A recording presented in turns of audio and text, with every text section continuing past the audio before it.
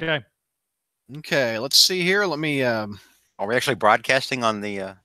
Yep, we are. We're on YouTube. Let me pull it up real quick to see it.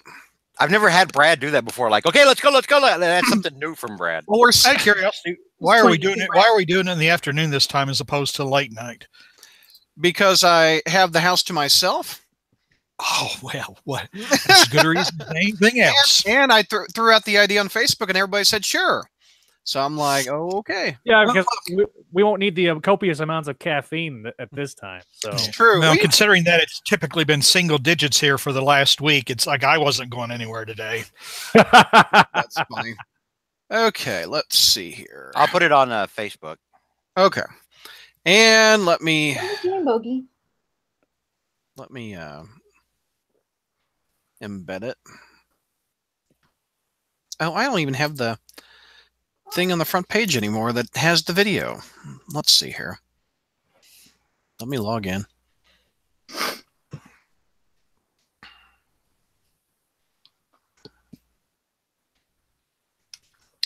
see how many viewers we've got at the moment. Is that angle better, guys? You. George? That's up your nose. Yeah. I mean, we can see you better. I mean, a lot of the time, like the way you position your camera, it's like as soon as like it goes to you when you're talking, the windows at the bottom of the Google Hangout cut off like half your face because you've always got like 7.5 feet of space between here and like the top of the camera. So I've been wanting to watch George, and maybe JR would know this. Moonlighting. Remember Moonlighting? Yeah. I remember Bruce Willis. Mm-hmm. I heard that Al Jarreau song, and I'm like, man, I miss me some Moonlighting. Or it could also be called "Watch Two Egomaniacs" cause a fairly decent show to. Yeah, I don't know if I could watch that anymore. I have a big disdain for Sybil Shepherd. I don't know if I could watch it again. Hey, Ashley, are you looking forward to Ready Player One with Tracer's in that? And so is the Iron Giant. Yeah, I know, right? So I'm that's all I need. Just show the Iron Giant. I'm in. I don't care how good it is. If it's terrible, I'm cheap. So is Chucky, by the way, George. No, I know. I saw that. I read that. And Freddy Krueger, and I was just sticking to the really important stuff. Yeah, nobody gives a crap about Chucky but you. I love. Have you seen the newest Chucky? It's up on the YouTubes. I mean the Netflixes. Hey, we got the. Let me go to the. It's up on the internets. Yeah. Let me go to the. Okay, the podcast. I mean the YouTube is up on the front page now. This is what I'll be eating today. I got these two for $3 on clearance up at the Kroger's. I don't have the window up. Pull it up again. Let me see. The giant Hershey bar. Oh wow, those are huge. Already ate one of them. Wait a minute, 290 calories for how many servings? Oh shit, I don't know. I don't look at that. That's. And I've had like 2 pots of coffee today, and I'm drinking Dr. Pepper. It's just not a good health day. I might as well just drink bacon fat.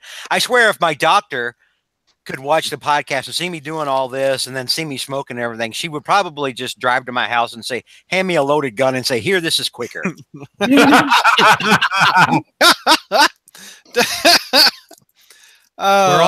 We're all gonna die sometime. There's no point in Robert Bell. Brad is weird. Why is Brad weird? What are we talking about? Brad's home alone. Protect me.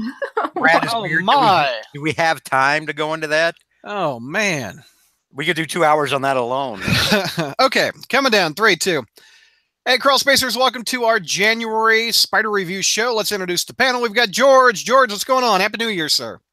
Happy New Year! And my New Year's resolution is to be kinder and nicer to my fellow Texan Spidey dude.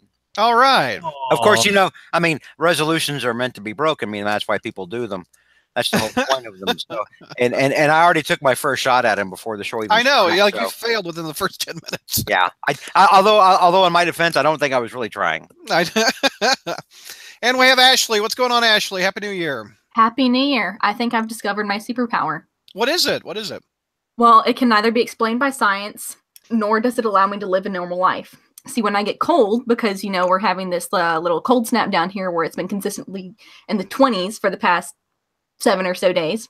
Right. Oh, well, I'm crying. I'm just crying. Hey, born and bred in Georgia, this is not normal. So when I get cold, I sweat. My feet, my hands, everything sweats. So I'm freezing, but I can't layer up because I sweat. So that's my superpower, apparently. Yeah, that's not right. That would be the same. So with the colder weather, you could be ice woman, like Iceman.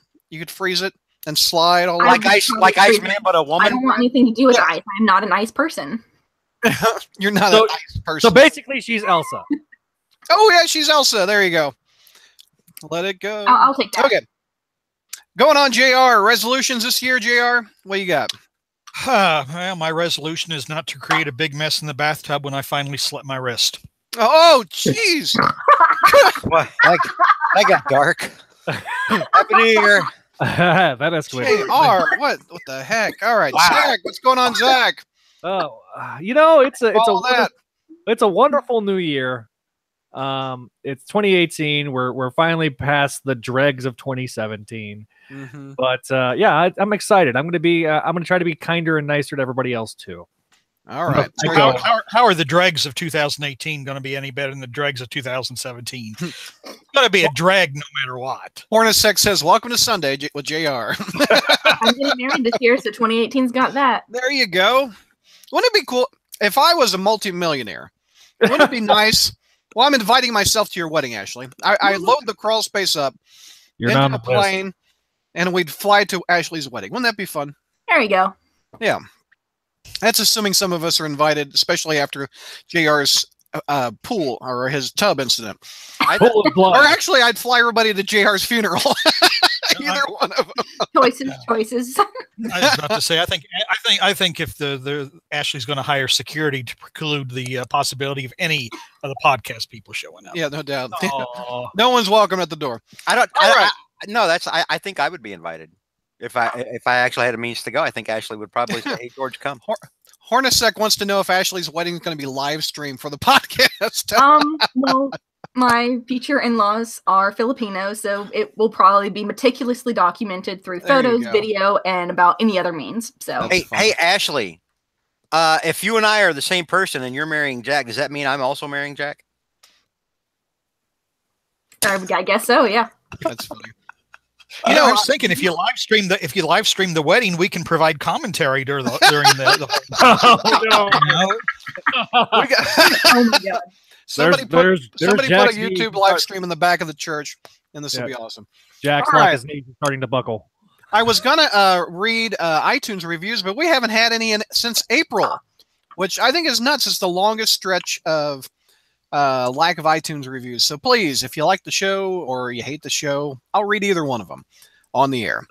So in this episode, we get a lot of books to review. We're going to review Venom Inc., ASM 792, Venom 159, ASM 793, and Spec 298. So it's a lot of symbiote, this show. So George is excited. I only read 2 of these damn things. Well, it's hopefully one that you're reviewing. You're reviewing the ASM one, I think. Well, we're reviewing 2 ASM issues. Yes. Yeah. But we got to start with the very first part of the story, which is Zach, and he has the one shot of Venom Inc. Tell me what happened and pros and cons. Venom Inc. Alpha, written by Dan Slott, Mike Costa, art by Ryan Stegman and Brian Reber. The issue begins in Philadelphia last week, where Mania, a spawn of Venom from the Flash Thompson era of Venom, is taking down some bad guys while talking to Flash via FaceTime. She is then her attention is then forced away to a robbery in progress, where she stops the jewel heist, but giant sonic gun later, she gets blasted to oblivion. The preview made it seem that she actually was getting killed, but no, they captured her Venom symbiote. We cut to New York City, the Guggenheim Museum.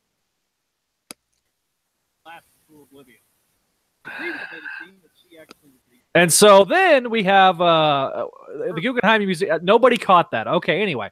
Guggenheim Museum has the Ringer and... Mark Guggenheim, I get it. Yeah. the Ringer and the Tumbler. I've never heard of the Tumbler, but I have heard of the Ringer. The last time I checked, he was killed. These all sound like dry cleaning villains. Like they hang around the ringer and the tumbler and the ironer and the We need the rinser. The rinser, the bleacher. So unless this is a new Ringer, this is a blatant continuity error. Dan Slott. Anyway, so Peter cares. I know. Peter quickly dispatches the two of them when Black Cat shows up. Wow. So she then knocks over a priceless piece of priceless eyesore, and uses her bad luck powers against Peter. Flash then tries to call Peter, where then we meet up with Peter doesn't answer because he's got this big giant hunk of useless art on his body. Peter then goes to the coffee house where he meets up with Flash. They discuss. Flash is trying to get into contact with Peter Parker. This should be a lot easier if, Peter Parker would have the balls to tell Flash exactly who he is. We then cut to Mike Ringo and Todd DeZago's favorite villain, the Looter, being attacked by Eddie Brock Venom. Eddie Brock Venom, the symbiote starts acting far more aggressively when he breaks both of the Looter's arms before Eddie, being the rational, sane one of the two, stops him. He then goes to Alchemex, where he's going to get some of his treatment. Thinks that nobody's following him, but Flash is actually there. Flash tries to use, hey, I'm here to see Liz Allen, CEO. We used to go to high school together. He gets thrown out, but he uses his Natasha Romanoff enhanced skills, because Flash Thompson, being tutored by Natasha Romanoff, is... There's some symbiote in your ledger. Yeah. Anyway, so he uses the Alchemex key card to get in. Venom is trying to get control of the symbiote, but Flash shows up, and then they start an argument. They're Venom. Peter then busts in because he's using one of his $3,000 spider tracers to listen in on Flash. Meanwhile, the symbiote is torn between the two, between Eddie and Flash. Spider-Man with a nice double-page spread right there. Yeah, pretty good artwork throughout this one. Stegman's always good. Yep. So there's a fight that's ensuing, and then Peter then knocks over this vat of anti-venom goo, because now we have the Agent Anti-Venom. With a full page spread. Yeah, there he is, right there. Yep. You got it? All right. So then we have the Looter, who's like, dude, the guy's terrifying, and I fought Valkyrie once, and then... When was that? I don't know. But maybe then an issue of the Defenders or something, I don't know. But then one of the guys is like, I'm going to make an offer you can't refuse. And then he throws up symbiote onto the Looter, and Maniac is now been made a made man, to be continued in ASM 792. Check out this onomatopoeia. It's when he pukes, it's spatoob. Yuck. Ew. SPTOD. Spatod, actually. Like he's in a 1930s West or 30s Western and spitting into the spit platoon. What is this? Okay. So what's your grade, sir? This is a D. This was poor. And the only reason it's not an F is because of Ryan Stegman. Great art. Let's go around the horn real quick. Some of you probably haven't read it, I don't think. George, you said you didn't read it, so we'll skip your grade. JR, did you read it? Hell no. Okay. Wow. Ashley, did you read it? I have read it. Okay, so it'll just be me and Ashley and Zach. Okay, Ashley, what's your grade? I'm giving it a C. Okay. I'm giving it a D also. All right. Zach, your pros, what was good about it? We talked about Ryan Stegman art. Yeah, Ryan Stegman's artwork is fantastic. And this is where you can see how much he's grown as an artist from his Superior days. I was really a guy that complained a lot during Superior that Stegman was inking his own stuff. I don't see that anymore. I think it's one of those things where the improvement has been so drastic that you're starting to see how he's grown like I say, as an artist, very dynamic artwork. I wish he was doing ASM full time, or he was still on Renew Your Vows, but unfortunately he's not. So I'll take this one shot. The big splash pages were very nice. Full page with Anti-Venom and with Peter in the ceiling when you first see Peter for the first time. Awesome artwork.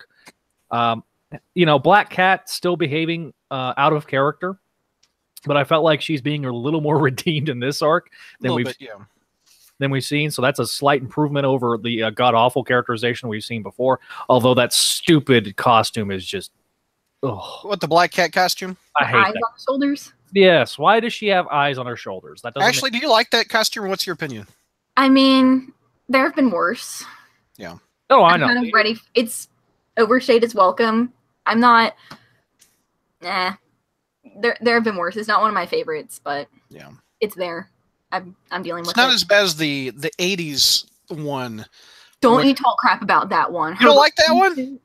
I love it. The one where she melted down the gold statues and gave herself like pauldrons on that leather jacket. Oh, you like that one? I never cared for that one. It's so bad. I love it. All right. Pros, Ashley. What did you like? You gave it the highest grade of both of the three of us. I did. I'm actually really liking this art because no, not really liking, but I'm enjoying it. I think it's really refreshing, mainly coming back down from all the globe-trotting CEO Spider-Man. It feels a lot closer to home. And while like 99% of it is totally contrived and stupid, it's my kind of stupid. So plus I like Flash Thompson as Venom. I think it puts some interesting spins on his character. Felicia's back, and while she's not, I think the role is certainly out of her character.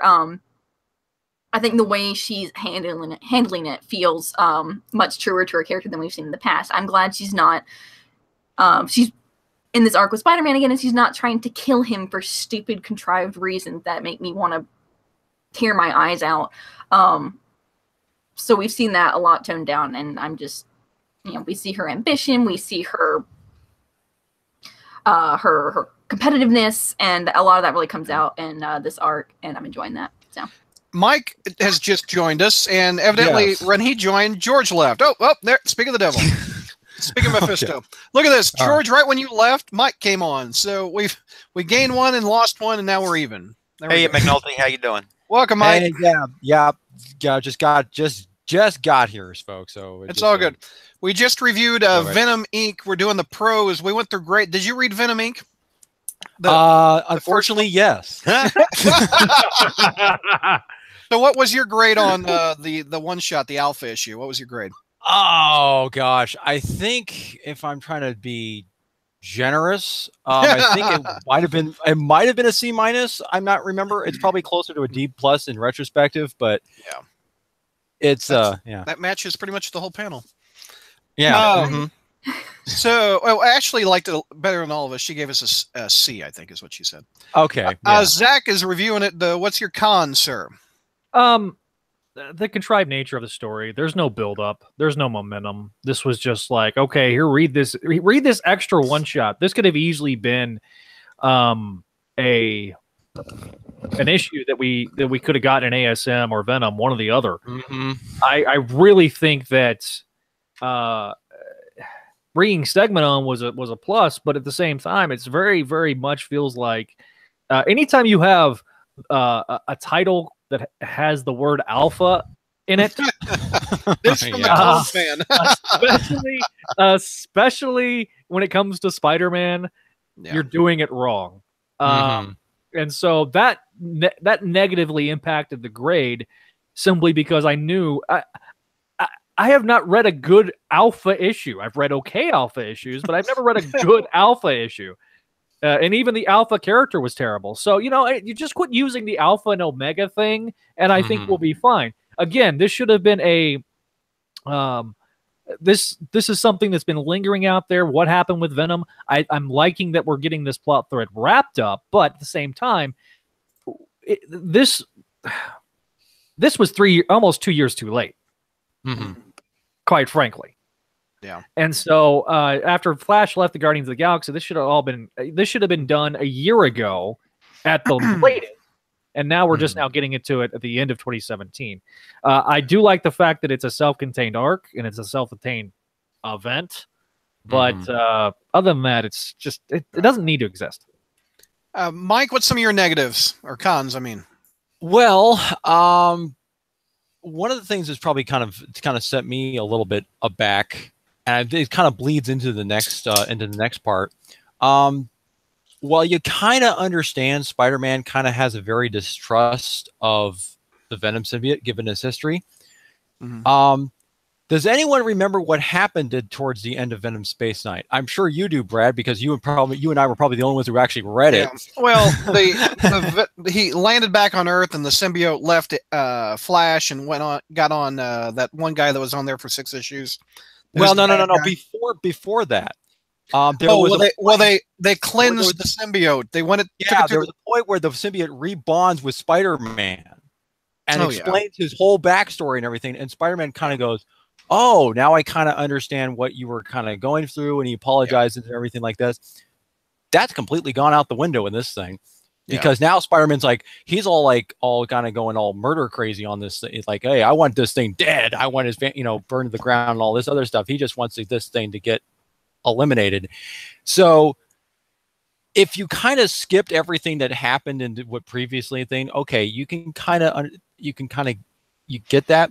But with this, it's almost like, Spider-Man's like, the Mr. No One Dies on my watch is now like, oh, I gotta kill this thing or something. That's like funny. He wants to say, yeah. So it's just like, the YouTube chat are talking about the pros and cons of the word alpha, and Slot's creation of alpha was awful. Yeah, he said the clone stuff was awful, and someone said Alpha Flight is awful. I'll disagree. Alpha Flight's awful, but the John Byrne Alpha Flight's awesome. But yeah. But yeah, that was kind of like the main thing, and the other thing they're not listening to their own continuity is what they're doing. No, it's almost like, and also a lot of this is just kind of like, on the one hand, also this felt more like, to me, I slightly disagree with Zach on this feeling like an Amazing Spider-Man story. This felt more like a Venom story, because this is something that's building up between Flash and Eddie for a while, and that should have been in this. That kind of should have been in the vent more. This seems more like a Venom centric thing, and Spider-Man just kind of feels like a ride along, kind of like he just kind of like, oh, I'm just here because he's here to sell the book. Exactly. Yeah, he's trying to hear the book sales. Another con. This book was $1 more expensive, and actually, it's an extra $5 out of your comic book budget. This is a $4.99 book, and you have to read this book to understand the setup. For ASM. This is. No, you don't have to if you don't give a damn. Yep. Cha-ching there, George. Ashley, what's some cons out of you for the book? As for the arc as a whole, like so far, I just noticed that every single turn is really contrived. It really kind of relies a lot on Deus Ex Machina and things just kind of conveniently happening. So just like every major turn, like I think the biggest example in this issue was Flash is suddenly anti-Venom. He just got a bunch of stuff poured on him, and we have a suit now, and apparently it can just create its own matter out of nothing. I think this is my first anti-Venom story that I'm reading, like in the actual continuity. So maybe I'm just missing something, but that just seemed like it really came out of nowhere. Right. I don't know why Slot wants this anti-Venom thing to stick. Royalties. Royalties. He's probably trying to make what's his name, Clayton Custer. Clash, yeah, the same. Clash. Clash. Yeah. It's the old Bendis using Jessica Jones for everything. It's literally using Spider-Man to see if something will stick, which is ironic. Ew. No, throwing stuff on the wall and see if it'll stick. All right. I will say this though, Flash does look cool as anti-Venom. I'll give Ryan. That's a tribute to Ryan Stegman. No, but it's just a negative version of the I know it is. It's not that. I know. Yeah. No, I know it wasn't created before, but it's still not. But at least Ryan Stegman made it look kind of. Ryan Stegman shined something. Yeah. Okay, we're moving on to 792 ASM. George, you've got that. Yeah. So, hey, real quick, I got a question for everybody. Yeah. How do you make a symbiote story suck worse than it already does by being a symbiote story? Have Dan Slott write it. Have Dan Slott write it. Yeah, that's true. So I picked this up. And honestly, here's the thing. I mean, the state of Spider-Man is such, and given the fact that I look at symbiote stuff like it's trash. So I didn't even really know about this. I picked up the 792 and I looked at it and it said Venom Inc. Part 2, and I was like, okay, whatever. And there's Venom on the cover. I'm like, sure. Did this recap not help you much? This dude, like I cared. I just wanted to get through it. Dan Slott and Mike Costa on art. The only thing that gave me hope was seeing that Ryan Stegman was doing the art. Mm-hmm. And immediately I open it up and we get that double splash page of Spidey punching out Brock. Yeah. With the symbiote, and I'm like, that is fantastic art. It is wasted on a subpar Slott story and a symbiote story. And that made me sad. Literally the only redeeming thing about this issue is the artwork. So you have, I come into this and I'm just sort of piecing it together as I go along. You know, the way you jump into a soap opera. Yeah. Right. And I'm like, okay, so there's Anti-Venom and Flash, and there's Brock and the symbiote, and Flash wants the symbiote, and there's a back and forth there, and then Spider-Man hits Brock, which is great, and then Flash tears the symbiote off, and it's like they want the symbiote to be Baby Groot now. It's almost like a Spider-Man version of Baby Groot. Like there's times like when they do the art, we're supposed to feel sympathy for this thing. I think. It eats brains for F's sake. What do I care? It no longer eats brains. So symbiote. No, he said brains recently. Oh God. Okay. So Thompson, or I'm sorry, Anti-Venom. What the hell ever? Anti-Venom takes the symbiote back and is trying to convince. It's a back and forth. A lot of this issue is a back and forth between Flash trying to convince Spidey that no, the symbiote's okay, because Spidey's like, really, I'd like to burn this thing to death. And so Flash takes off with the symbiote and the canister. Why didn't he just absorb it? Because this anti-venom will burn it and kill it. Yeah. Okay. Whatever. So Spidey chases after him, ostensibly to get the symbiote back and maybe to stop Flash from getting up into other mayhem. Meanwhile, we cut to Felicia, who's there with some of the Magia, or I say some of the Magia, Hammerhead.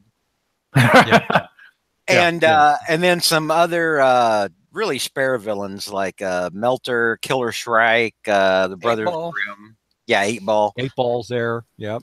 And so you got Black Cat sort of lording over her little fiefdom, and then like a Venom gang busts in, and I'm like, I'm like, of all the ways that if I was writing this, there you go. Look at that. Hey, anybody home? Yeah, there we are. What can I do on this page to make it suck worse? I know. I'll have a gang of symbiotes come in. One of them wearing a stupid ass hoodie. Oh, that's triggering you. And if you've got the symbiote on your head already, why do you need a cap? Because it only affects their face for some reason. I haven't thought about that. That is two things you hate: hoodies and symbiotes together. It's like the anti-peanut butter. This might have just raised Reese's for me. What about the guy who still has his hair growing out of the symbiote thing? Oh, I didn't know that. Like, is it a toupee now? No, that's Norton G. Finster's hair. Because this symbiote only affects the face for reasons. Apparently. Yeah. Okay. Whatever. That's funny. I didn't notice that. And let me go full screen. Let's see what Ashley's talking about. This dude right there, the hair doesn't go. Hoodie. The hair weird. That's the lunar. Yeah. Oh, that's so funny. Didn't notice that. That's Norton G. Finster. And Ditko creation with Stan Lee. Yeah. I give up. No, go ahead, George. I'm sorry. I'm done. Wow. All right. So Yeah, the looter shows up, and Felicia even says, "Oh, for F's sake!" And I'm like, she's saying what I'm thinking. Literally, as I read this, there was a meta moment there for me that I kind of appreciated. And so that the Venom gang now or whatever busts in, and I guess they're other symbiotes from the past or something. No, they're all what the way it is Maniac, and you see he doesn't know who Mania is. What is that, a symbiote? Yeah, that's the guy that comes in with wearing the trench coat. I'm done already. Okay, so so he comes in, starts John with Felicia. It's like it's the standard thing. Yeah, we're taking your gang over. Yeah, well, we'll see. Meanwhile, we cut back to Mockingbird's apartment where Spider-Man lives because Peter Parker's a loser. And again, we get the back and forth. Oh, hey, now's a good time. We could take this symbiote, and I don't know, throw it into the sun or something. And Flash is like, no, this is my special super buddy. You see, he's good now. And the symbiote's like, it's some of the most disgusting crap I think I've ever seen. And so then we cut back to the gang fight that's on between Felicia's gang and these symbiote villains. Yeah. And it's not going real well. All they're doing apparently is just vomiting symbiotes into the faces of the other people, and eventually Black Cat's whole gang is turned into symbiotes, including Matt Gargan, who's suddenly the Scorpion biologically again. And I'm like, okay, whatever. And meanwhile, we cut back to Brock talking to like does this doctor have a name, or is he just like Dr. Steve? Is this guy like the next Doc Ock? Is this like Doc Ock's legacy waiting to happen? This guy? Well, I don't know. Yeah, it's just Dr. Steve. I think Dr. Steve. Dr. Steve. That's all his name. And then Brock, realizes, no, my bond with the symbiote's broken. And I'm like, dude, they're doing you a favor. Don't fight this, number one. Number two, are you sure with those eyebrows that there's not some of it still left on you? Oh, I know. So, what are you talking about? That's like straight up McFarlane era. Oh, is it? Oh, yeah. That's a big old eyebrow. So meanwhile, back in Bobby's apartment, Flash is kind of crashed out playing with the symbiote like it's a cute little baby thing that doesn't eat brains. Man.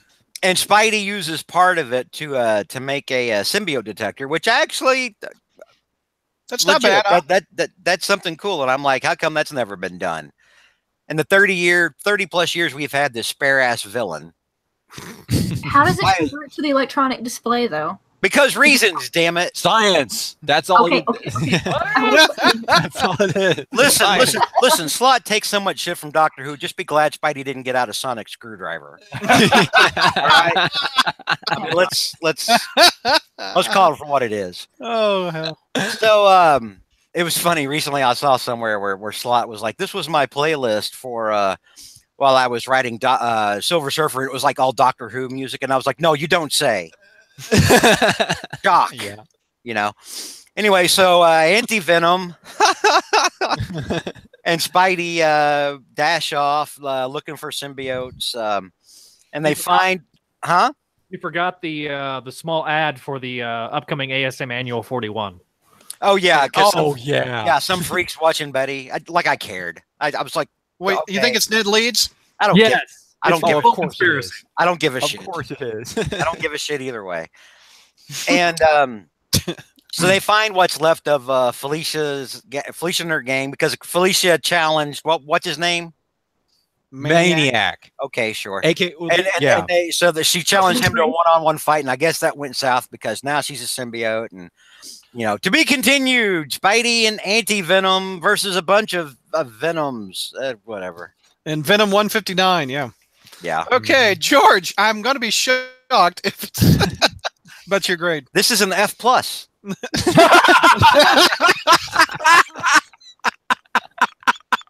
Can you guess what the plus? Can you guess what the plus is? The plus is for the segments are. Yeah. It's for segments. This is garbage. Yeah. I'm sorry. This is garbage. And I know I take a lot of flack for not liking Venom. For me, Venom is just it's one of these carbon copy characters. And to be honest, I mean, as a Flash fan, I don't even really like Zoom all that much. I'm not into like these reverse color villains. Ooh, look, they're like the same hero but reverse. It's no, you know. So I've never liked Venom to begin with, and this is nightmarish. You know, for someone who doesn't even like Venom, and then suddenly it's like, what the hell is all this Venom crap doing in my Amazing Spider-Man? Right. Yeah. Yeah. So let's go. Yeah, this was awful. Let's go around the horn. Ashley, what's your grade on this one? You liked the last one. That was a C. I'd say a B. A B? Okay, JR? Going to be a D minus. D minus. Mike? I'm giving it a generous D. Zach? Just because of Ryan Stegman. Yeah. D. D out of me also. All right. Pros. You said art. Art, yeah, I think we're all in agreement on that. This is some fantastic Ryan Stegman art. Yeah. Wasted. This is even better, I think, than what he was doing when he was starting on Renew Your Vows not too long ago. I mean, it's just really good, but it's completely wasted on a trash story. Yeah. Completely wasted. Any other pros? Ashley, let's go to Ashley. She had the higher grade. I'm just Black Cat's in it, and she's not terrible. I mean, so I'm just happy to see my girl. I think she was pretty. Her responses were pretty on point in this. Like, you know, George is talking about her Oprah sake, and she just really just looks like she just doesn't have time for any of this, and she just takes it just like cool as ice the whole time. And I love that, and I love her, and I don't care. I love it. Okay. I will say there is one glimmer of a gold nugget in this thing, which is basically Spider-Man and Flash's interaction, essentially. When you kind of get towards the end, especially when Flash is kind of like thinking, I need the symbiote because I can be a hero again, and then Spider-Man basically tells him, well, you're already a hero, essentially. I mean, you've already done all this. You already did all this stuff. That is true. That line wasn't bad. Yeah, I mean, I think so.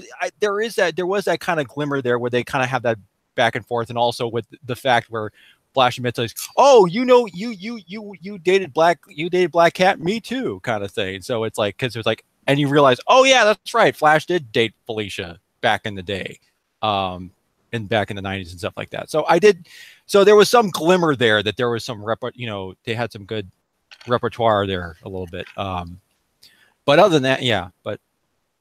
And so we see that kind of fall. We see that kind of fall to pieces later when apparently Slott becomes allergic to writing about men talking about their feelings. And we're like, oh, it's suddenly an awkward silence. And I'm like, that wasn't an awkward conversation. What? No. Okay, fine. Yeah. Whatever. Yeah. Other pros before we get to cons. I have one pro, actually, and it's one line. Oh, go ahead. It's one line. It's that finally a Spider-Man-like line where about page 3 where he slugs Eddie and Eddie says not fair, and Spider-Man says, yeah, lopsided, I know, but watch me not care. I just that's pretty good. I just like that. I mean, I just want to see more badass Spider-Man, instead of chump Spider-Man. In 793 we get plenty of chump Spider-Man. So it's a tough line delivered by a guy who then goes off to a department that's not his because he can't have his own place. Can I put my own 2 cents in real quick? Yeah. Another pro is that this arc is completely, so far we have seen no Bobby and Peter, like none of their relationship, because that is true. Watching them have their little relationship is like watching 2 sociopaths date each other. Yeah, but she's still kind of there. Weigh in on it last episode, but I am seriously concerned for anyone at Marvel who thinks this is how a relationship should be illustrated or depicted in any way, that this is in any way reflective of a healthy relationship between 2 people. She's still kind of there though, because they're in her apartment. Yeah. Well, her apartment makes an appearance. Yeah. Not for long, depending on what happened with the symbiotes there. But Bobby was like, I can't guest star in this book. Let's do cons. What's the biggest con? It's symbiote crap, dude. I mean, it's already it's a fail. It's a fail out of the gate. Let's be honest. You know what this is? Okay. I mean, the way I think I may have told you guys, and for the people on YouTube, I told this on our I think our Facebook on the Facebook admin chat thing. Mm-hmm. Basically, Venom has become the Oprah Winfrey of supervillains. You get a symbiote. Because you get a symbiote. You get a symbiote. Yeah. Because and then and the thing is, we just had an arc called Venomverse, where what happened? Everybody got a symbiote.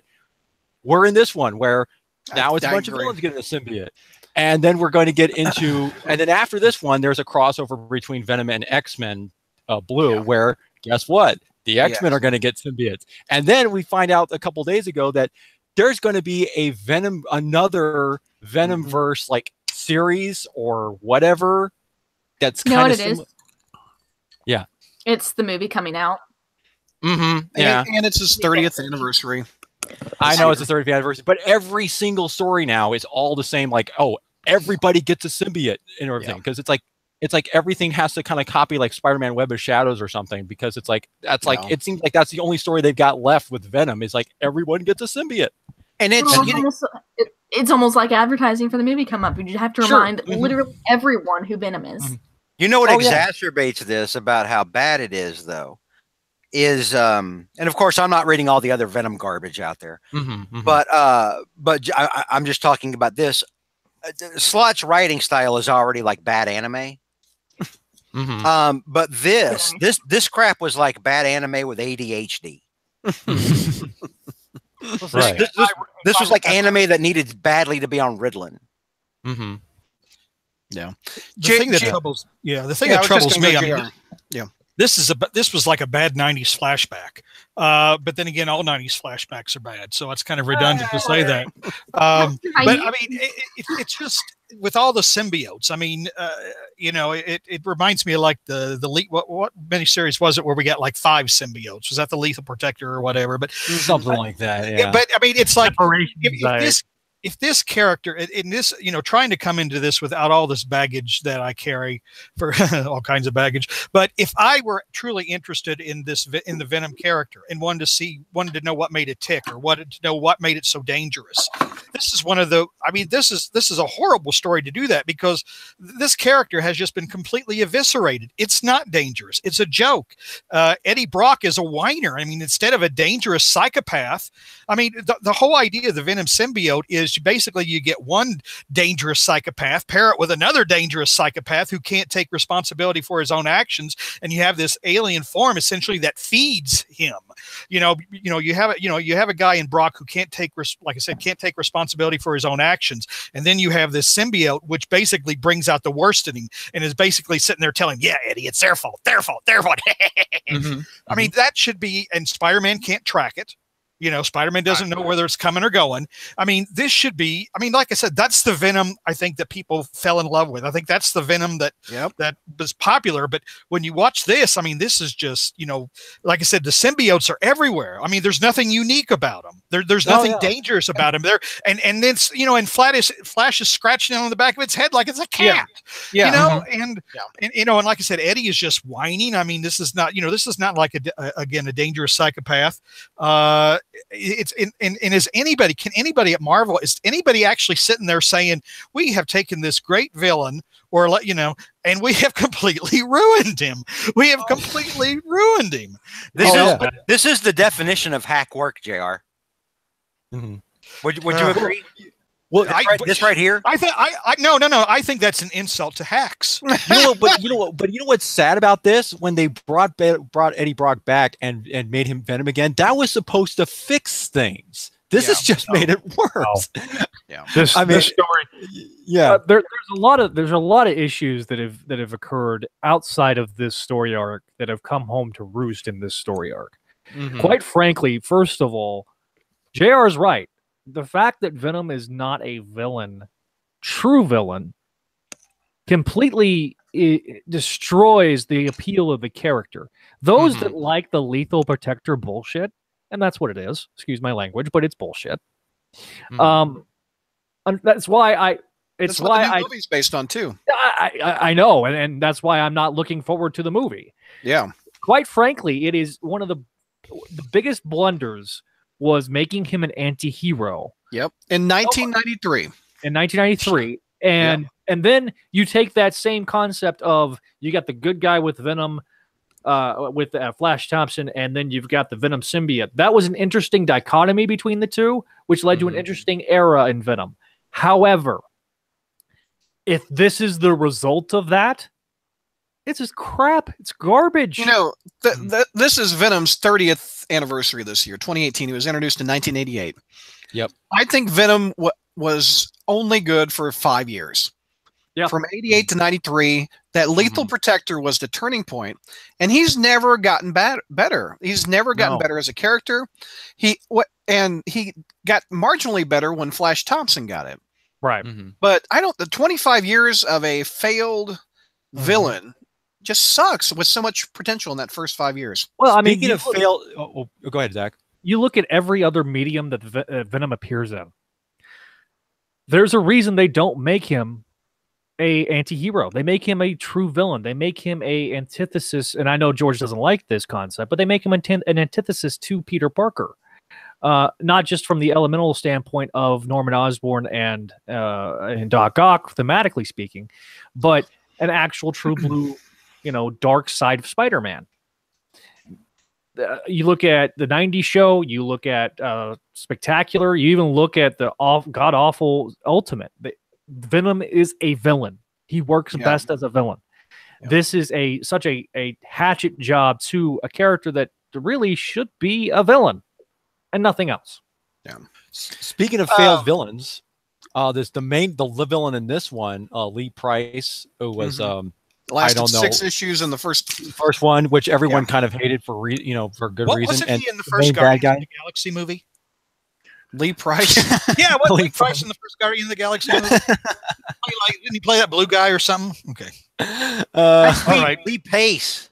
Oh, oh, sorry. JR was going for a joke even I didn't get. Yeah, I was kind of getting where I was going with that. That's the actor that played Ronan. Yeah, Lee Pace. Oh, got it. Yeah. Oh, a joke that Brad didn't get. Oh, okay. Yeah. I'm not sure that's Are they rare or not? They're not. Yeah, maniac here with this. Mike, we've got the next issue, which is yours, Venom 159. Let's go through that one. Thanks, Brad. You just gave me the worst one of the lot. The worst one. Oh, was it? I'll give you that. Sorry, Mike. I'm sorry, Mike.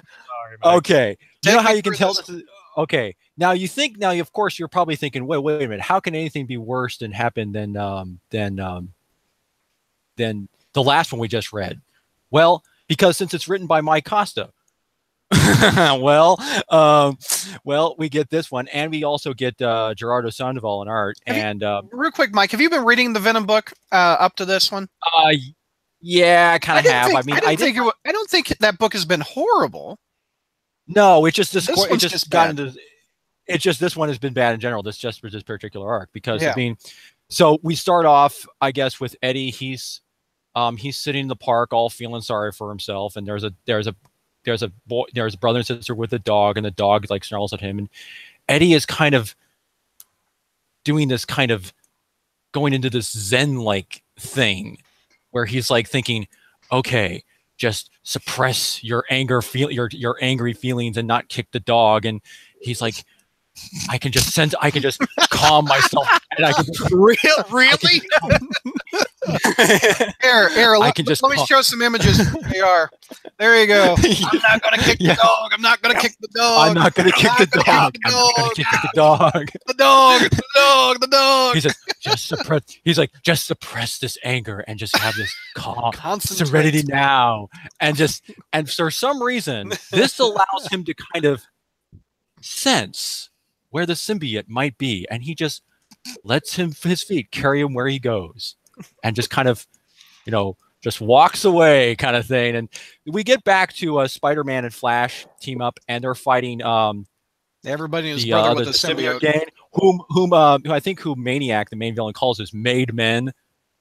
And so they're all fighting these guys and everything like this, and Flash is able, and Spider-Man's getting his butt kicked by the Scorpion because he can't sense him with his spider sense, even though the art shows the little spider sense lines. I don't know why, but Flash, he's able to kind of manhandle Scorpion because he's anti-venom, and he can his anti-venom goop can dissolve symbiote stuff and hurt them and everything. And then Maniac's like, okay, well, Scorpion, you stay away from him because Maniac can somehow mind control these main men to do what he wants, because that's a power that symbiotes kind of have now.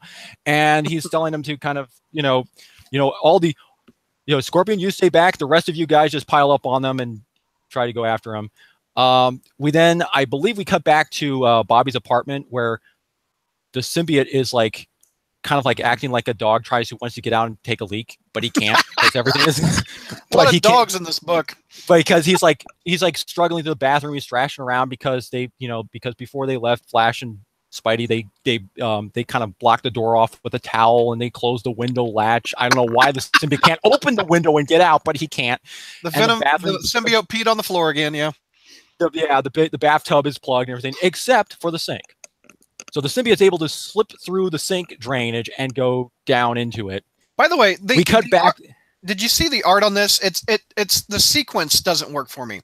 So the art is awful. So look, there's a piece of glass here. The symbiote goes, "Oh, I can go down the drain." So he goes down the drain. Wouldn't that piece of glass cut him?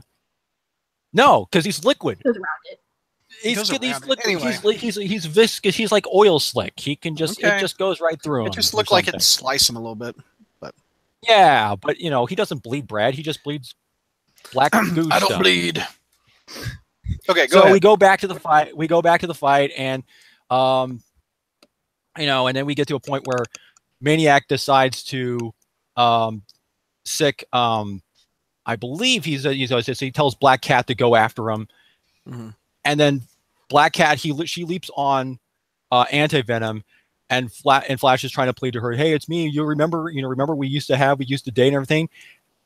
And that's the moment where they kiss. And that reaction causes the symbiote on Felicia's head to dissolve, and she's instantly cured.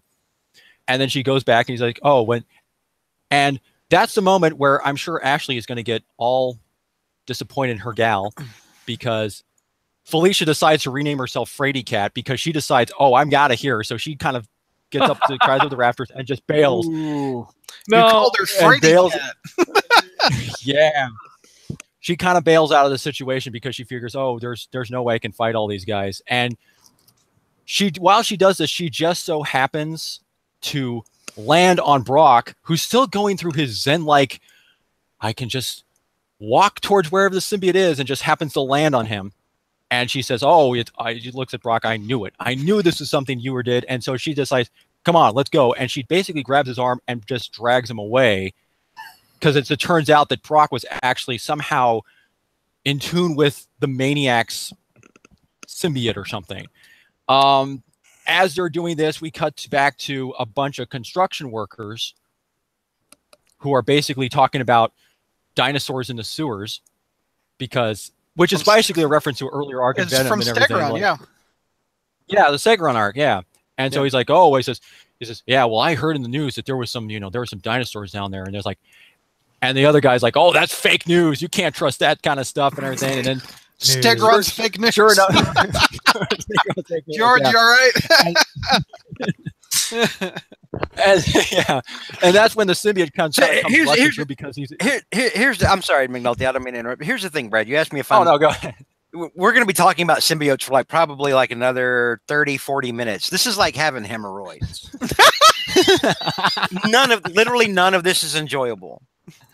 No. I'm sorry, Mike. Go ahead. No. I mean, so the symbiote kind of rushes through. At that moment, the symbiote kind of rushes through him, and everybody's like, oh man, I'm now going to trust the media after this kind of thing. So because what happened to JR? JR just collapsed. He doesn't care. He literally doesn't care, folks. Okay, go ahead. So we're back to Spider-Man and Flash. They're kind of they're still fighting, and and even though Flash would technically have the upper hand against these guys, because again, he's literally made of the stuff that can literally dissolve these guys.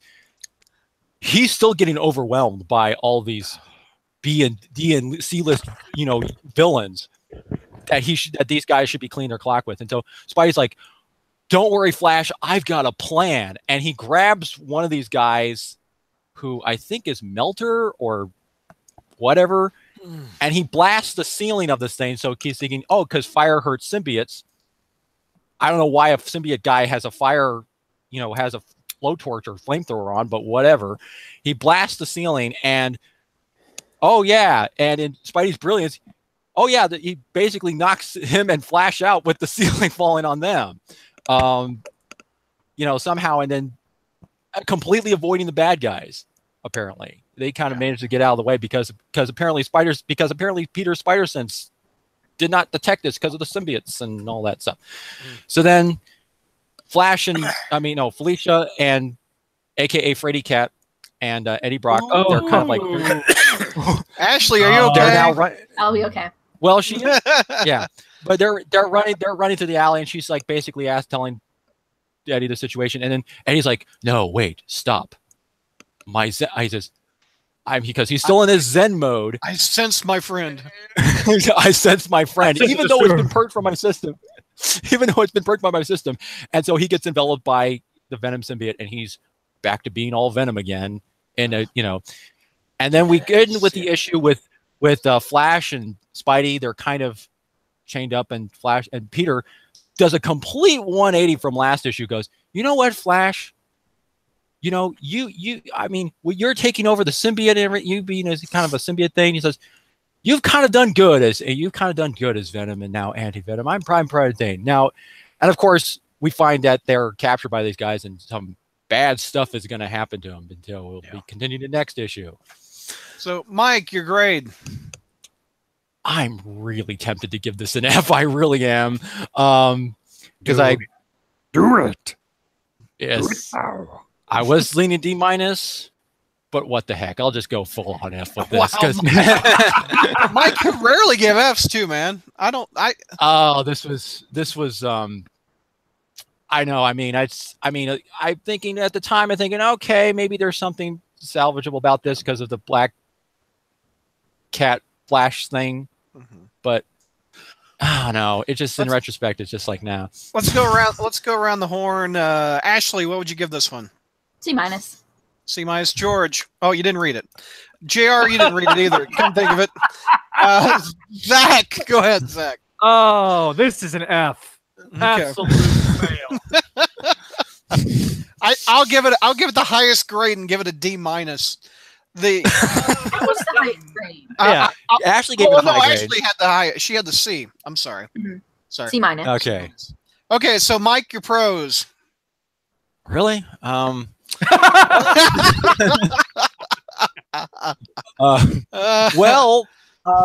do like the fact that there was one bit of continuity in here about Flash and Felicia. That was the power of the love, I guess. Apparently, from Felicia was able to, but then it got completely ruined. I love Huey Lewis. It got completely ruined. That was my only pro too.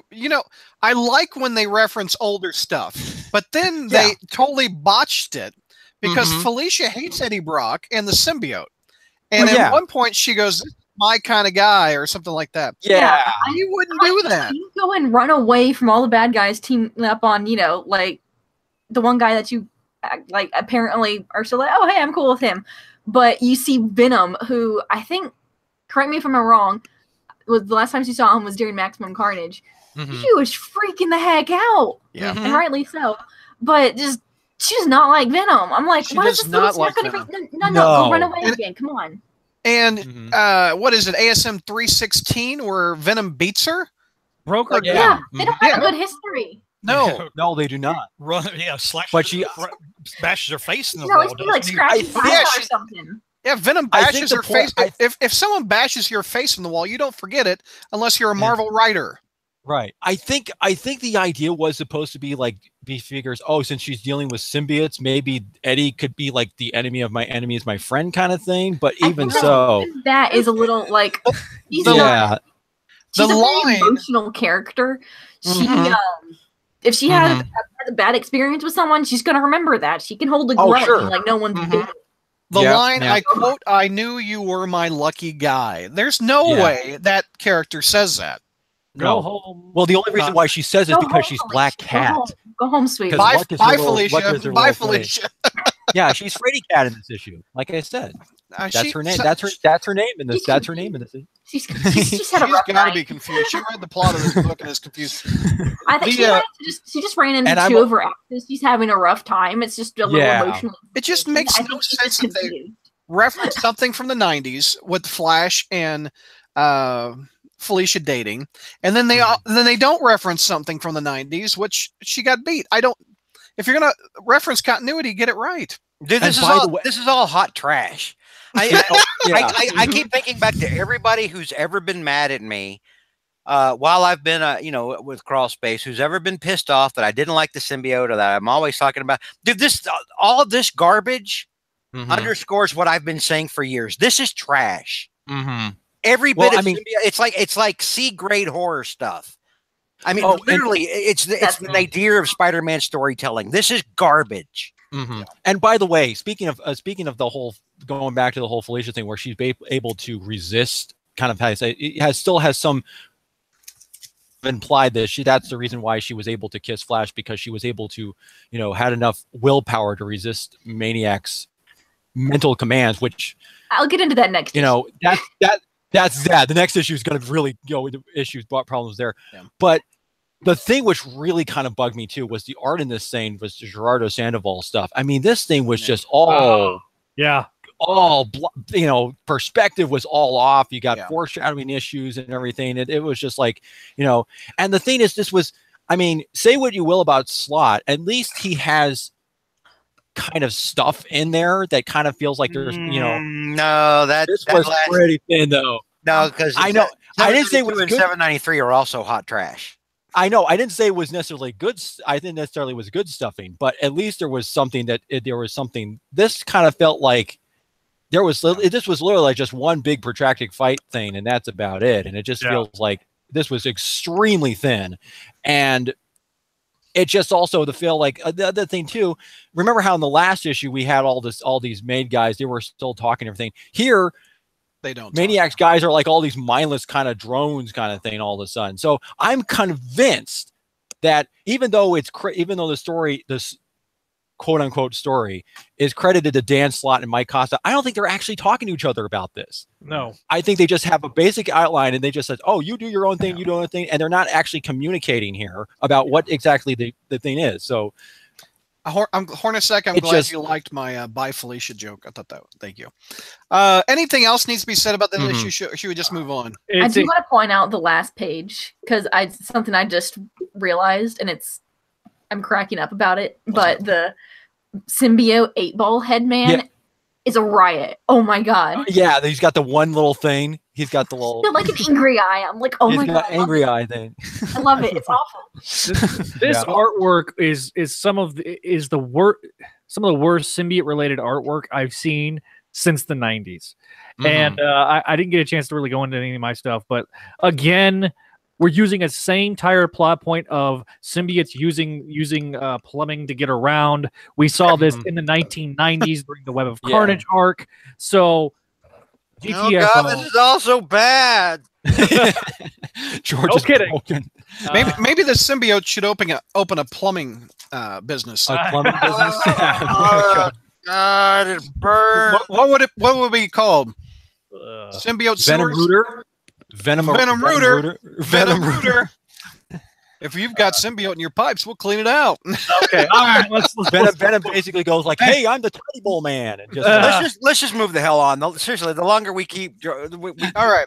Let's pull the Band-Aid off. Ashley we're going back to the main book, which is ASM 793. And I think J. Jonah Jameson is even in this book? No. Yeah. His only appearance is on the cover. Is that even Jonah? That's not Jonah. Who is that? Look at the mustache. It's not Jonah. Yeah. Who is that? We don't know. It's just some random Daily Bugle boy. Joe Robertson. It's not Joe Robertson. No. Joe Robertson's not white, Ashley. I'm glad you don't see color. YouTubers, who is this on the cover? It's supposed to be him. I thought it was an old Jonah. It's not? No. Okay, Ashley, go ahead. Take me through this one. Well, while we're talking about the cover, I just want to point out the slight look of mild alarm on his face while he's got right up against him. Just looking at that like really closely, I'm like, he doesn't look that afraid. He just kind of looks. He's like us. He's annoyed. He looks kind of slightly irritated. Yeah. Okay, so we begin okay, just remember in your heads real quick where we left off with the last issue with we don't want to. Annie Venom and Yeah, we really don't. hanging upside down, about to get turned into made men. Well, forget all that. We're not picking up where we left off. I guess because when you're writing you have a story told in 2 separate books, you can forget things like cliffhangers and continuity. So we open up in the meatpacking district. By the way, George is doing a JR right now. Let's look. They have left the book. He's gone. Okay, go ahead. Yeah, we have a catering truck that is being held at gunpoint by a couple of thugs, but oh no, it looks like Spidey's here to save the day. He takes their guns and he comes down to beat them up. And they're like, yeah, Spider-Man. And, he's saving the day, but oh no, something's not right. He keeps beating them up. And then we get the big reveal. It's not actually Spider-Man. I never saw that coming. It's not like it was on the freaking cover. Why do we have the whole hiding his face and pretending like we're going through the usual Spidey routine? But no, so we have Made Man Spider-Man, or I was trying to come up with a few names for him. We have the Spit Take, the Mythic Scene, the Spit or Take. my favorite, and the one I'll continue with for this review, Spider Loogie. So he ends up... Spider Loogie, I love it. Spider Loogie, yes. So he ends up, what a twist, he steals the catering truck and drives off with it. So, we cut back to this random secret bad guy lair where, what's his name? Lee Price, aka New Mania, I guess, is pulling his best Snidely Whiplash impression and actually has Annie Venom chained to a conveyor belt that is going to be leading into a furnace. And he says, we get a little explanation here. He says, Spidey came over to my side in the time it took me to spit. Literally, because in case no one has figured out what is going on and needed that explained to them. And apparently his bad dialogue is contagious because Flash says, I'm Venom Price, whatever you got, I'm the cure. I guess he got hit a little too hard on the head. We have some swelling, possible hemorrhaging going on there. That's supposed to be Anti-Venom's badass line by the thing, folks.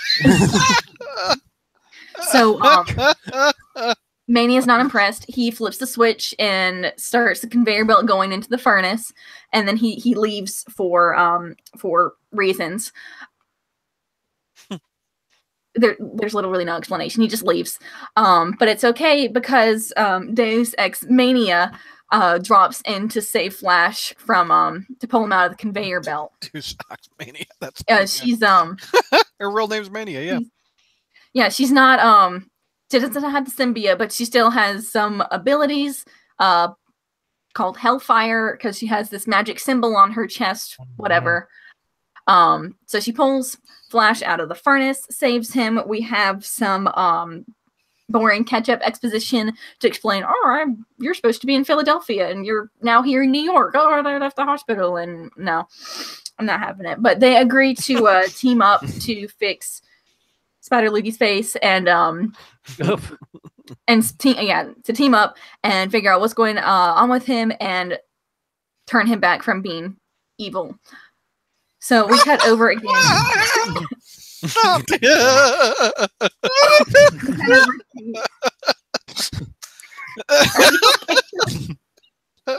You've killed.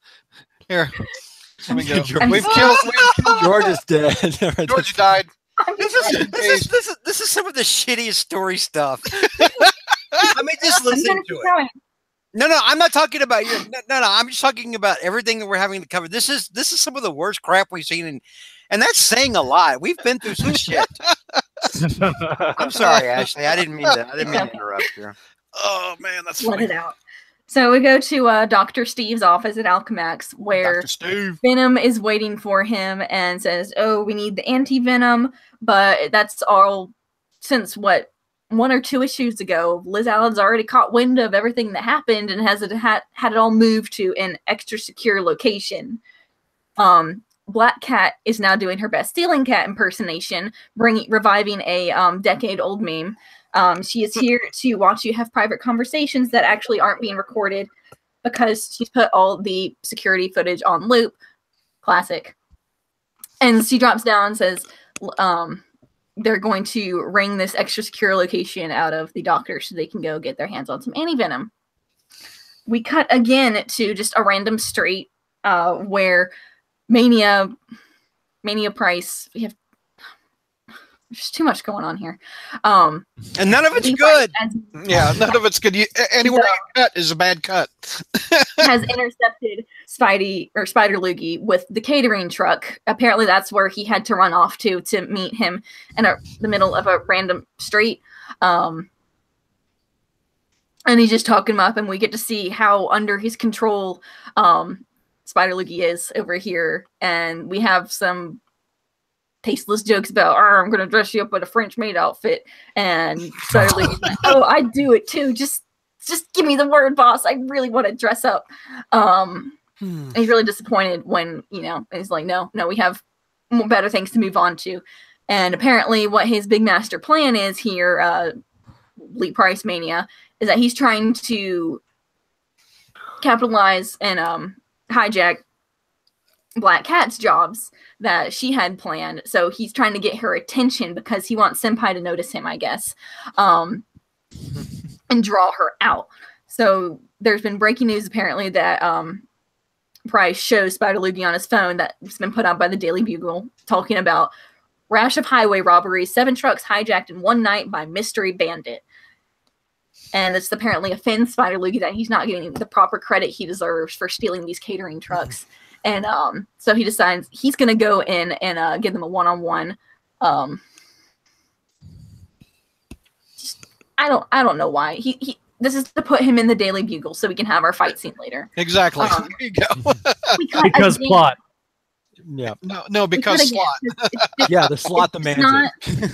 It's not a slot book if we don't have at least 7 different scene changes. And we just... We have Venom and Black Cat breaking into the extra secure location that Liz Allen pulled out of her ass, I guess, to put the anti-venom. And they go and and in case anyone was wondering, remember when we had Flash try and go and see Liz Allen and Alchemax before, and he was apprehended by the security guards, and he said, "I'll remember your names." You remember Hugo? Hugo was one of those. Well, Hugo gets his comeuppance here. That's very important because Felicia has hit him with the knockout gas, and she swipes his access card. So you got yours, Hugo. You got yours. Don't mess with Flash because Felicia will get you. Somebody shipping Flash and Felicia. It forced them to where the anti-venom is being secured, and he's asking, he's like, oh, we can begin your treatments again. They're like, no, we're not here for that. You haven't been paying attention. We're going to weaponize this. And to go up against Lee Price and his made men. I just need to say that again because it's such a stupid phrase. We cut again to the Daily Bugle where we have Joe Robertson trying to give everyone a lesson on journalism ethics and how they're not going to just, even though it looks like Spider-Man's, going on a crime spree here, and Joe Robertson actually makes a logical decision, like for this before, by just immediately jumping to accusing Spider-Man of crimes. So I'm just going to wait till we get some more information before we start trying to slander his name. Perfectly rational. I like that. Yep. But then Spider Loogie bursts in on the scene and to force them to put out more news on the story, specifically trying to call out Felicia by name because they want her to notice more quickly that they're stealing her gigs so that she will come out and they can fight her. I don't know. This is contrived as hell. Yeah. But before he can really shake anyone up, Anti-Venom comes in to stop him, and they fight, and they tussle for a little bit. Spider Loogie says some hurtful words. Some feelings are hurt, and he drops a giant letter from the Daily Bugle onto Flash and is about to kill him. Andy Mania, no symbiote mania, wants to come to his aid, but back off because this is my girl's moment. She comes in and she douses Spider Loogie with the antivenom that they just picked up. This is an unfortunate visual. Oh. And I have to I have a small quibble here. Yeah. She says, "Oh, 2 words, anti-venom," and Spider-Man is about to foolishly contest that and say that's a compound word with the. And he's cut off. What with the hyphen? No. Anti. I'm going on my little editor rant here. Anti forms. No. When anti is the prefix, it forms a 1-word compound with words. You do not have a hyphen unless the word that it's been compounded with begins with the letter I, as in anti-immunization or anti-imperialism, or it begins with a capital letter like anti-Trump or something. In any other circumstance, unless otherwise dictated by Merriam-Webster's unabridged dictionary, it should not be hyphenated. So, yes, Felicia's going to cut you off there because she was presumably about to school Peter on Chicago manual style here. That's awesome. So Felicia is a grammar expert also. That's what I'm going with because someone needs to put him in his place. That's awesome. So, no, she says, just let me have my moment. Venom arrives on the scene all decked out and looking really adorable here with his heavy machinery and oddly looking like Red Skull with this big-ass grin and no nose to go with it. But Felicia, he's disappointed because he's missed out on the action and he didn't get to tussle with Peter because he always wants to have a go with Peter. Yeah. But Felicia, bless her, says, no, honey, you'll have your chance. You can fight Lee Price and it'll all be fun. We're going to have lots of fun later. But, and then... So Peter's just back to himself now. We don't even get like a shot of him. They're just all standing around, just blurred by Spider-Man's wide shot. We don't need a cut away. Just literally just like fading away, I guess. That's what it's supposed to be. And Peter's like, "Oh no, it's okay because I conveniently remember everything that happened to me, and so I know exactly what Mania's plan is and how we can stop him." Which apparently that plan is it had nothing to do with taking out Felicia's jobs. He just wanted her to have all of them distracted so he could go after the 5 families, which is a conglomerate of the biggest 5 families and the mafia and crime. And which we cut to just this random mansion where they are the 5 largest crime families in the world, and they are celebrating a big dinner to renew their alliance, and they toast, but Lee Price is the worst waiter ever because he spit in all of their glasses that they toast with. And so now we have one happy symbiote family. Ugh. Does this make you run a read issue 160 of Venom? No. I just got more Black Cat in it. I'm reading it. I don't care. Oh my gosh. All right, so Ashley, what's your grade on that one? ASM 792. Oh God, I can't feel my foot. Hang on. the book physical made you freeze in a pin. She's lost feeling in her extremities because of how bad the story is.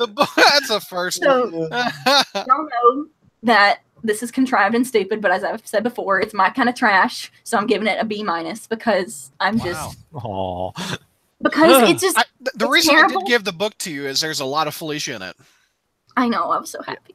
And she had her moment. She saved the day. I was so proud of her. Like, get him. But Frontier says poor Ashley's foot.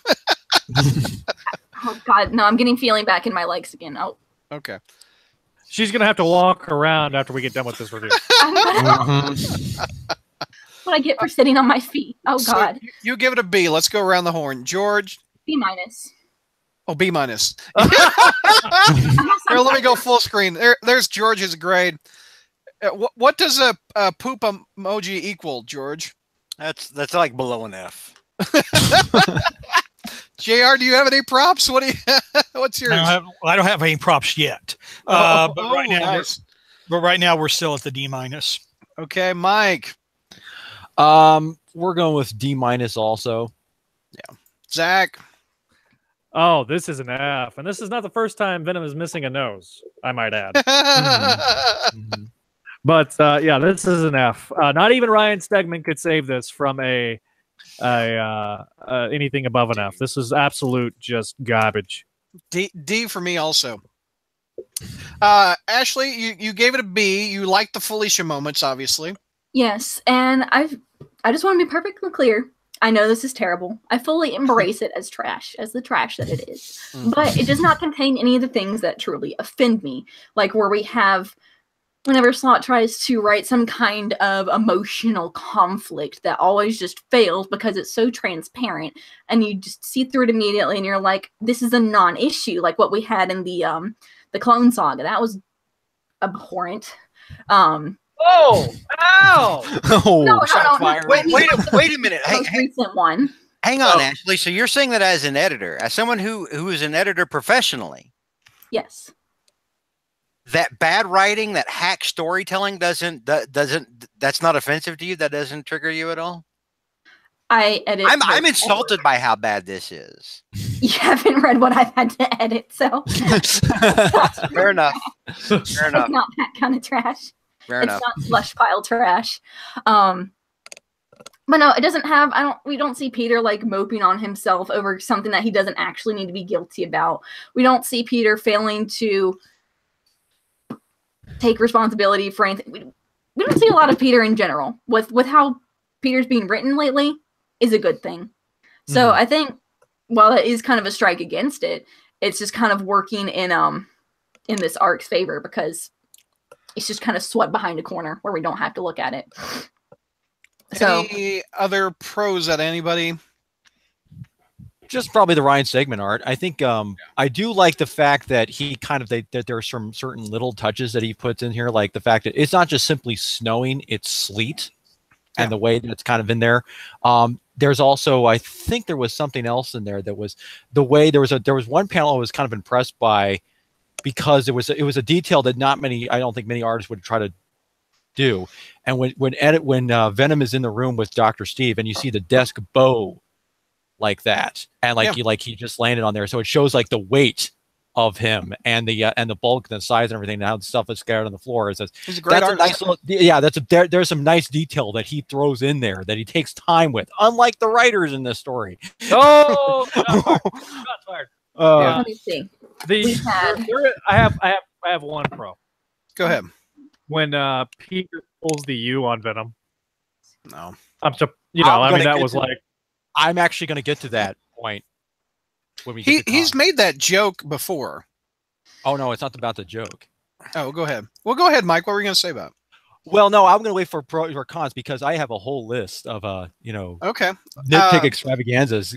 Let's go through cons real quick. Ashley, biggest cons?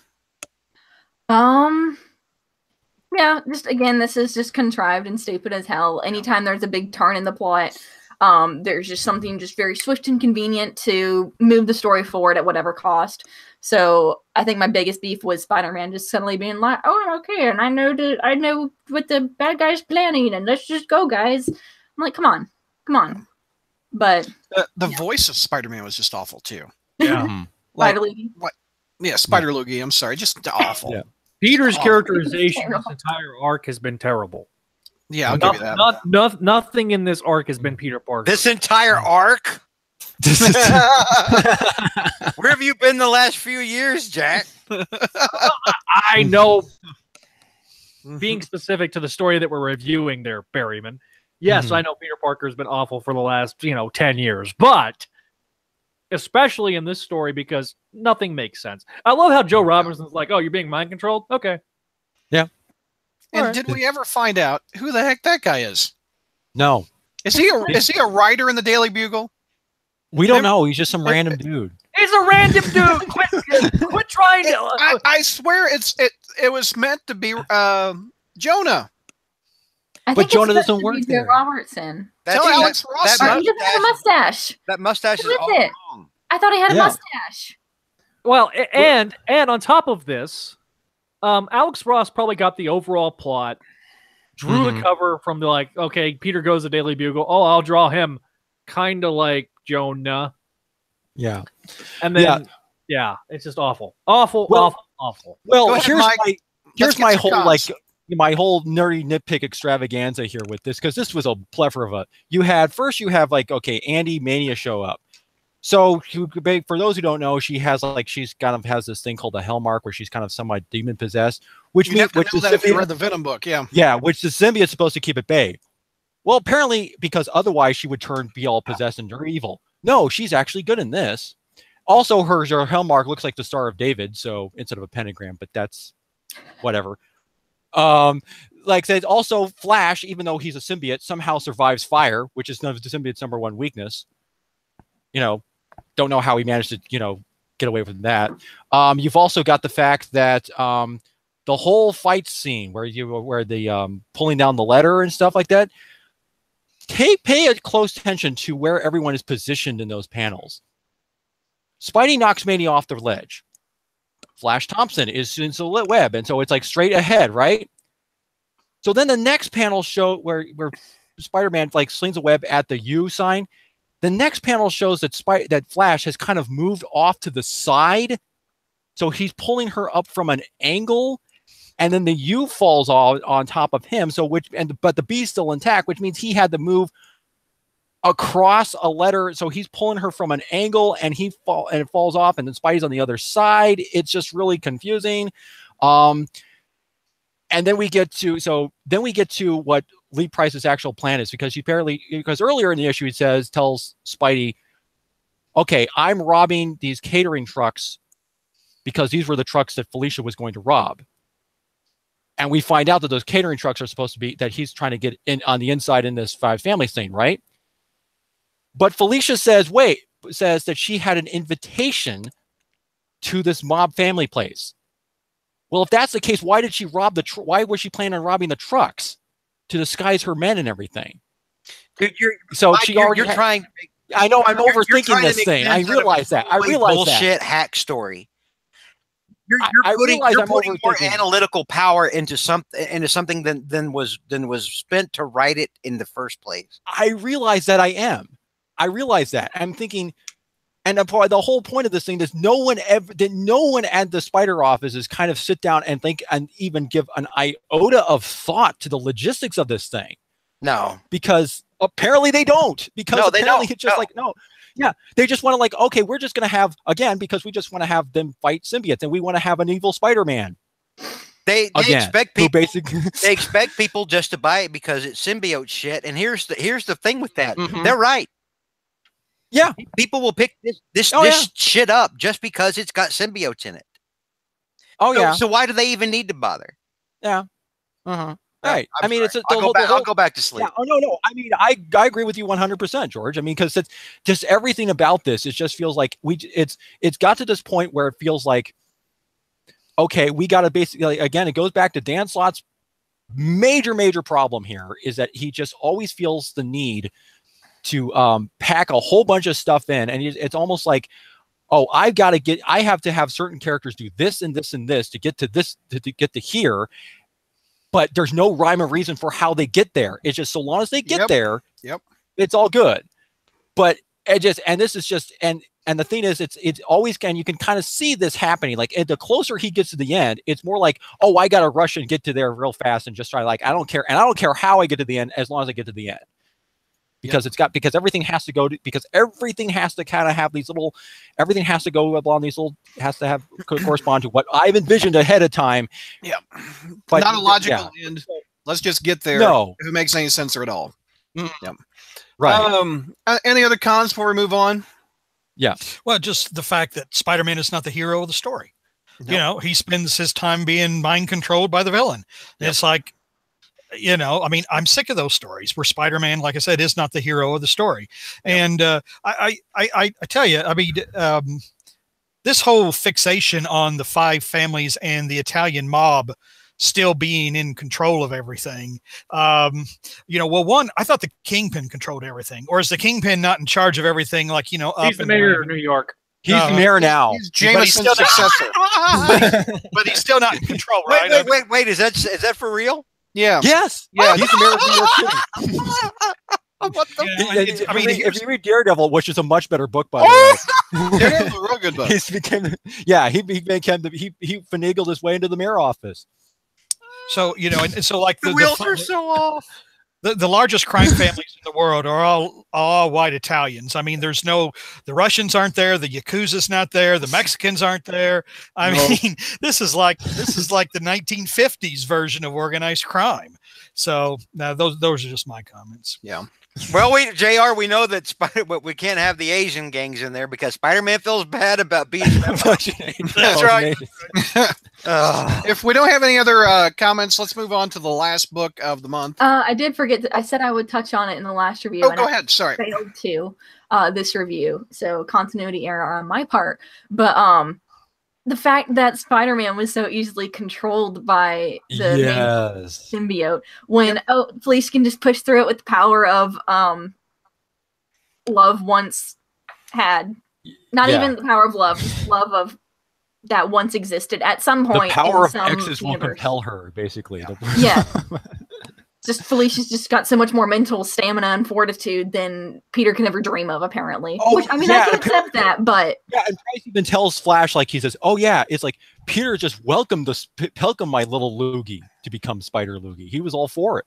Mm-hmm. So is Slott telling him, is Peter like deep down wants to be evil? I mean, who knows? Just awful. Just an awful story. Again, given too much thought in this. As JR back in the 90s, or actually the 80s, Spectacular was a better book than Amazing. Mm-hmm. Is this true this month? Well, JR's got Spec 298. Well, see, Brad, you're proceeding from a false assumption. Okay. You're presuming that one actually is better than the other and that both of them aren't, steaming piles of festering garbage. So, that's one mistake there. But don't you do like writer and artist and all that stuff? Sure. Chip Zdarsky is the writer. Adam Kubert and Juan Frigeri is the art on Spec 298.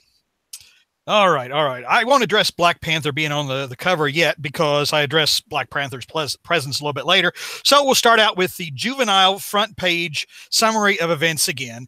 And it's like, does this add anything to the story? Does anybody remotely find this cool? I mean, I think this is something a 12 and 13-year-old would come up with to introduce a story, their idea of cool. So anyway, that's another page one. So anyway, so Peter has been ostensibly arrested by the police, but he's really been taken by a rogue shield faction. Rogue shield faction. Never saw one of those before, did we? All right. No, and that has affiliated the police force called the Gray Blade, which, wait a minute, wasn't that a George Hamilton movie sometime many years ago? I don't even know that one. That's the Gay Blade. I think you got to remove an R out of that. That's the Gay Blade. The Gray Blade, and it's like, what a name. Anyway, so we have Agent Sertz here, okay, and he tells Peter that they really don't want him. They want his ex-employee, Spider-Man. And it's kind of like I feel like I'm back in the 70s, where Tony Stark's bodyguard, Iron Man, Spider-Man, or Peter Parker's friend, Spider-Man. We really want your ex-employee, Spider-Man, and you know how to get him, right? It's like, what the hell? And so anyway, he leaves, and then Peter says, boy, I could get out of here, but I don't want to reveal I'm Spider-Man. And I'm, like I said, I think I'm in a time warp back in the 70s. So anyway, so Peter's sitting here, then all of a sudden, his maybe not sister, Teresa, and we don't know how long that particular subplot is going to last. Her and his best superhero buddy, the Human Torch, borrowed gear from Ant-Man. And they shrunk themselves and they sneaked through the air vents, which, considering how convenient that is, why don't more people borrow Ant-Man's technology? Why doesn't Ant-Man franchise this out? Because superheroes could escape from anything then with the Ant-Man technology, and just think of how else Ant-Man could make some money. Hey, Ant-Man, I need to sneak in my girlfriend's bedroom without her parents noticing. Can I borrow, sure, kid, here you go. Why not? No, sorry. Why not? We've had one version of Ant-Man who's a wife beater. I mean, so, why not? Oh, wow. Okay. Too soon, evidently. Well, it had to come out at some point. Yeah. So anyway, so but, of course, all their meticulous planning, they forget to bring a helmet for Peter so he can shrink along with them. So what happens is Peter and maybe sister shrink and get away, and the Human Torch stays behind and says something lame or whatever. Anyway, the Mason is busy stirring Aunt May's eggs, which, you know, I don't know how, you know, now, hey, you guys think I'm being dirty. You guys think I'm making shit up. First of all, here is what the Mason, and now see, is this guy a concrete contractor? No. Is he a member of the lodge? No. I mean, so anyway. So he says, pardon me, or he says to Aunt May, pardon me, can you keep an eye on the eggs? I have to take this. So he is literally stirring Aunt May's eggs. And his first name is Ben. Oh. Ben Mason. So Aunt May has to say the word Ben. Boy, gee, what? Now that's not on the nose, is it? So I don't know. I don't know what purpose the Mason serves. I mean, I really wish he were a lodge member or whatever. I mean, at least that would be interesting, I suppose. So anyway, Spider-Man calls and tells the Mason that his brother, the Tinkerer, is behind all of this. Behind all of what? To be honest, I'm not sure, because I've lost whatever narrative thread this story was supposed to follow. I mean, wasn't an early part of the whole thing was Spidey was supposed to be doing this hot chick called Roberta Lincoln or something? No, wait a minute. No, wait. Roberta Lincoln was a character in a Star Trek episode. But anyway, he was supposed to be doing this hot chick, and we haven't seen this hot chick for like how many issues now? So we've got this other plot that isn't making any sense. Yeah. All right. So anyway, so next we have J. Jonah Jameson, you know, doing his best Hal Holbrook, you know, standing in the shadows. And, so he's hanging outside the bar with no name, which actually really does have a name now, but I don't get the significance of the name because I would have had to read some other issue of some other comic that I'm not going to spend a blank dime on. Star-Lord #6. Yeah. What the hell is that? That's because Zdarsky wrote it, and he's the only one that read it. Anyway, so must have been. Yep. Star-Lord #6.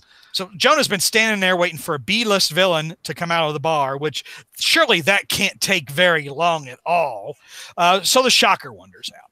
And, you know, and so then he says all kinds of threatening things. Oh, well, if your parole officer knew you were hanging out with all these guys, so, you know, Shocker, you know, folds like a wet blanket or whatever and says he'll give information out on the Tinkerer. So Peter and maybe sister are in a cab. And Peter's trying to convince her to go to San Francisco to use the people at Horizon University, which I guess these are still the same people formerly of Horizon Labs, right? Yeah. Max Modell. Max Modell's out. So, or do they hate Peter because he caused the whole Parker Webware thing to crash like everybody else in the world seems to? We don't know. We don't know. No, we don't. Okay, because everybody hates him, right? Everybody hates him and recognizes him on the street, you know. So I mean, even if you know they wouldn't recognize Mark Zuckerberg, probably, they would recognize him. So anyway, I don't know about Zuckerberg, but I know Zuckerberg might be recognized.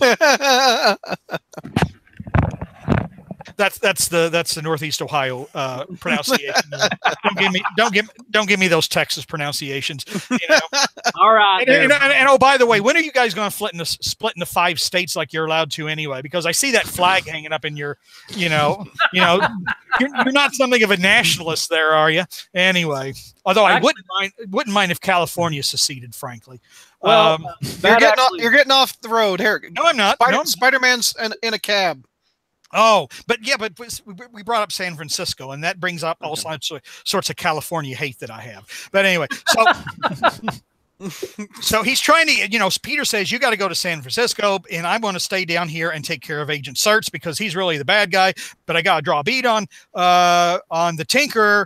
Then the Vulture comes because the Vulture was in the story at the very beginning because when the series first debuted, we had the Vulture in the Spider-Man movie. But since it's been like 6-7 months afterwards and the Spider-Man movie's already out on DVD, I don't know what the Vulture's still doing there because we don't need to plug him anymore. Anyway, okay, so the Vulture and 2 non-entities that I don't have a clue who they are, they beat the crap out of Spider-Man. And so, because Spider-Man is such a wussy and can't beat his own villains, he needs a superhero guest star to come in and save the day. Mm-hmm. Oh, Black Panther, what are you doing here? This story has been going on for 8 months, and there's been absolutely nothing to suggest that you need to have any part of this whatsoever. There's a movie coming up. But because I have a movie coming out. Although every Marvel fanboy who is still reading comic books these days already knows I have a movie coming out. So I have absolutely no idea what Marvel is really thought would accomplish by me showing up in a comic book that only comic book fans who already know about my movie are reading. I don't get it, but I'm here. Okay. So, but in order to tangentially have a point in this book, I am going to offer your girl here asylum in Wakanda because I have Bucky on ice, and when he wakes up, he's going to need a nice girl to make out with. All right. So, wow. So the last page is the Vulture telling the Tinker that with the Black Panther in the mix, this is going to get a whole lot harder. So send everyone, which implies that next issue is going to be another big old throwdown, which I just can't wait to read. All right. Wow. The villain he actually beat was Whiplash. It's an Iron Man villain. But anyway, your grade, sir. Is that Whiplash? That's what Whiplash has a new costume. But there's two of them.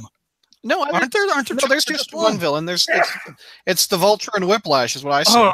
Oh, I guess. Oh, maybe maybe I need a new prescription here. I guess. That reminds me. I need to adjust something on this computer because it's making me look old.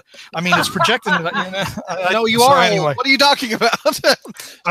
What's your grade on this one, JR? Oh, I have to give a grade, really? After all that, it's a D. It's just a D. It just is. Is it better than Venom? The Venom Inc. No, not really. Well, slightly better because I mean that is. I mean, come on. I mean, at least it's better. Just don't ask me to explain it. Okay. It's like I think, is it the way Zach explained better, or was it the late Kevin Cushing who explained how getting hit by a car was better than getting my hand cut off? Something like that. It's better in that context. Michael Bailey, and neither one of them are dead. Okay. All right. Who on the panels read the book? Oh, are you kidding me? Really? Okay, Zach, what's your grade on it? Oh, it's a D. Zdarsky, all the goodwill that he had garnered last couple issues, last 3 months, is now just went back to he reverted back to form, and this subplot sucks. And so, I don't care about the inferior sister storyline. The fact is that this is just, I feel like it's sort of spinning its tires until we get to 300. What? Zdarsky's a letdown? Let me show you my shocked face. Yeah. I was really surprised to see. I was going to hold it as long as I could. Okay, I was really surprised to see Teresa Parker still hanging around. I didn't think that would last for, it's been about 7 or 8 issues, I think. It's been since the beginning of this launch of the series. Yeah. It's just so let's go around the horn. So Zach read it. Ashley, you read it, you said? I paged through it. I haven't been keeping up with it. I'm not feeling Teresa Parker, but apparently she's the TP of the double ply variety, and she's sticking around for a little longer than I thought. Wow. What's your grade on the book, Ashley? I don't know if I can accurately grade it because I haven't been keeping up with the whole story, but I don't even have a grade to give because I'm just not interested. Incomplete. There you go. Yeah. Mike, did you read it? No, I didn't get a chance to do it. So it's me and Brad. And it don't like so it sounds like it's me, much. Zach, and JR. And I'll give it a D. Also, maybe a D plus because I did like it better than Venom. JR, your pros? I've got one that I like in it.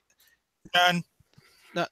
The pro I like the Jonah saying I got Betty Brant up there with a camera on you, a shocker. Which is creepy. I mean, I thought that was clever. I thought that was clever. Jigsaw Jameson from the 90s show shut up. Mike understood the reference. Thank you. And that was somewhat marginally enjoyable. Again, the artwork is good with Kubert. But other than that, I mean, this entire hot mess of a story is almost as bad as Venom Inc. in my opinion. Cons, JR. It's your book. Con. I hate how other superheroes always have to come to save Spidey's ass all the time. You know, I absolutely hate it. I'm tired of the juvenile front page. And like I said, I have no idea where this story's going. I mean, I've been reading. Neither do the writers. I mean, like I said, we had this. We promoted the story like Spidey gets a new girlfriend. Then all of a sudden, we tangent onto J. Jonah Jameson finding out his secret identity, and we've got the hat. We've got the maybe not sister, and and I don't, and the agent Certs here, and the Tinker. I don't know what's going on. I understand. I understand this less than I understand Venom Inc. That's an insult. I agree. It's not properly paced, and there's not enough detail. It's throwing a bunch of crap on the wall, see what sticks. The J. Jonah Jameson thing was probably the only good thing that's come out of this book since it's been relaunched. Yeah. And the fact is that to me, this thing will be canceled within a year. Very wise man was like, "Hey, folks, don't get your hopes up about this." I don't know if he's so much wise as so much that he was, I don't know. I was right. What do they say? A busted clock is at least right 2 times a day. Yeah, that's true. All right. Any other final thoughts before we wrap this show up? No, God, let's just move the hell on. Let's get off of this, man. George has had enough of the symbiotes. George has had a lot of books that he did not like. He's grasping for I was wondering, does Zdarsky have a jughead?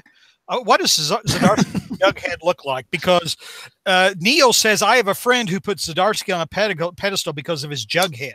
I'm just imagining what this jughead must look like. So probably similar to his Archie. Yeah, all right. To the YouTubers that are watching us live stream right now, we'll be back in about 10 minutes, and we'll tackle Spider News, and we've got one more show of message board questions. So everybody, we will be back in about 10 minutes. Okay, folks.